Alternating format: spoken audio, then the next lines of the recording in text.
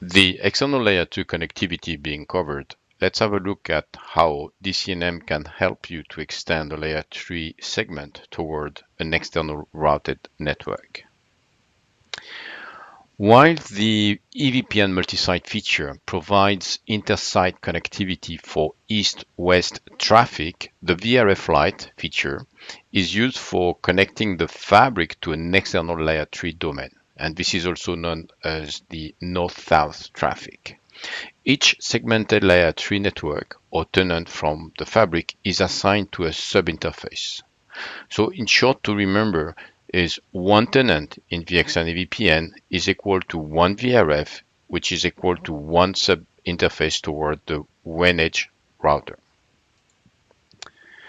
Each tenant or each VRF can procure external connectivity via the leaf node called, therefore, border leaf node, as it becomes the border of your fabric.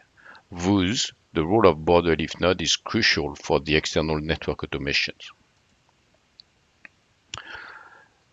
The edge router can be any model of layer 3 device. Even a non-Cisco routers can be represented in the DCNM topology.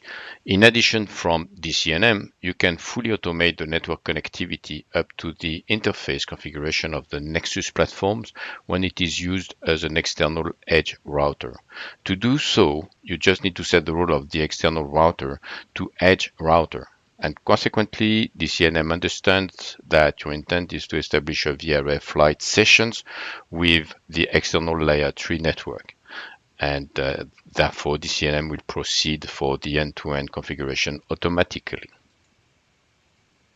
In case the edge router is managed by another team, DCNM will establish the network connectivity for extending the VRF Lite based on the configuration of the edge router. And to automate the deployment of an external layer 3 connectivity using VRF and off, your edge router must be added into an external fabric. VRF Lite automation is only possible from an easy fabric, which means from a VXLAN EVPN fabric. And advertising the default route is traditionally enough for external layer 3 connectivity. In addition, the VTEP of the border leaf node will advertise dynamically the learned route from outside. Either you wish to automate the deployment of your external layer 3 connectivity end-to-end, or you prefer to run a manual configuration because you don't have access, for example, to the edge routers. So then you need to validate your choice in the fabric settings, and the default being manual deployment. So let's have now a look at the demo showing manual settings, assuming the edge router is managed by an external provider. In this demo, you can view the different steps needed to create manually an external layer 3 connectivity from the border gateway leaf node 3 that belongs to Fabric 2 toward an external core router. You first need to walk through the control interface windows. The scope must be Fabric 2.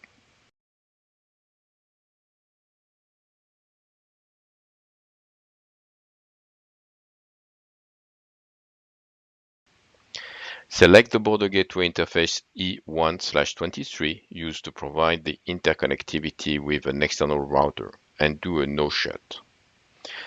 The interface E1/23 is now up, connecting the external router where there is a service defined using a loopback address 200.200.200.200 that belongs to the VRF Eve tenant 1.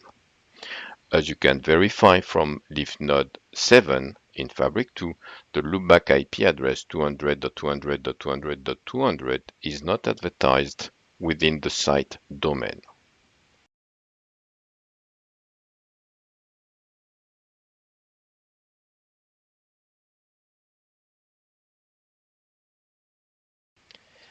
Now, from the Fabric Builder windows, you need to open the Fabric 2 settings and work under the Resource tab.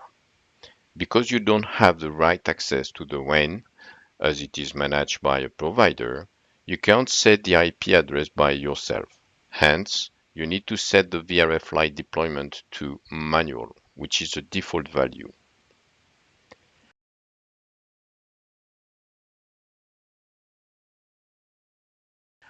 Under the tabular view of Fabric 2, Select the Link tab and edit the link toward the WAN.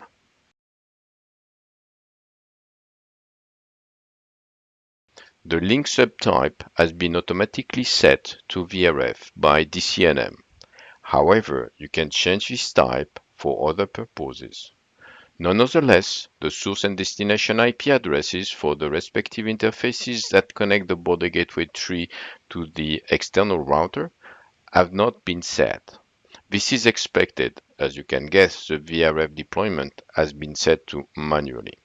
So according to the reachability information given by your provider, you set the IP address 10.33.0.5/30 for your border gateway E1/23, specify its destination .6.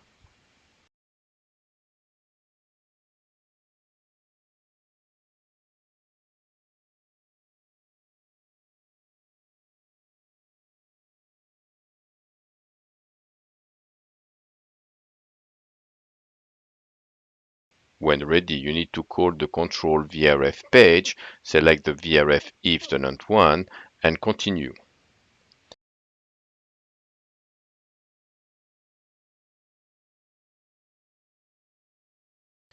Select the border gateway tree to call the deployment options, and under the extended option, select multi-site plus VRF Lite. The reason is because now we use the border gateway tree to provide the multi-site functions plus the VRF Lite functions. All the extensions details appear for the border gateway tree as the first type of VRF Lite you have created destined to DCI WAN 2. You can save and deploy. This configuration takes few seconds to be pushed to border gateway tree.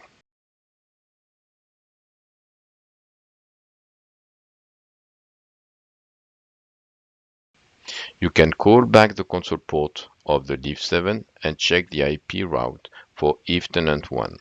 This time the service loopback 200.200.200.200 is well advertised from the border gateway number 3. You can check the IP route from border gateway 1 in Fabric 1, from which you can see the loopback IP address 200.200.200.200 is also advertised. From the endpoint 192.168.10.6, you can check the reachability of the service loopback. The data packet from 10.6 goes through the interfabric connectivity to hit the service loopback address 200.200.200.200 as expected. Before we close the module number 3, let me give you the opportunity to summarize very quickly the different options you can leverage to extend your layer 3 network to the outside of the VXLAN fabric, and obviously the different options that DCNM offers you to automate the external layer 3 connectivity. In summary, two options are available. The simplest option is to connect to an external segmented network using VRF Lite handoff, leveraging the inter-AS option A, as we have just seen through the previous demo. In short, you enable VRF Lite handoff per tenant using the sub-interface at the border leaf nodes to extend the segmented layer 3 connectivity from the VXLAN VPN fabric toward a WAN edge router. In this case, we are talking about regular IP traffic. There is no labeled traffic with VRF Lite. This is certainly the most common scenarios for most enterprises. DCNM 11 offers a full automation end-to-end with the external edge router when you manage it, or you can set manually the IP address of the interfaces if your edge router is managed by a third party.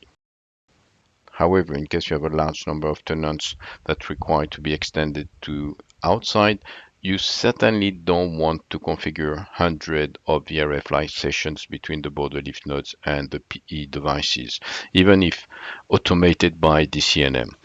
Generally speaking, the concept of VRF Lite per tenant may be boring with risk of human mistakes if you have hundreds of VRF to extend outside.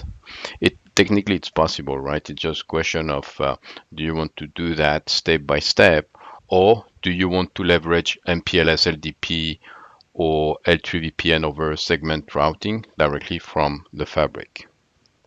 So this is the other options you may have with the extended VPN and DCNM. You can collapse the two functions of border node and PE as depicted in the drawing in the right side.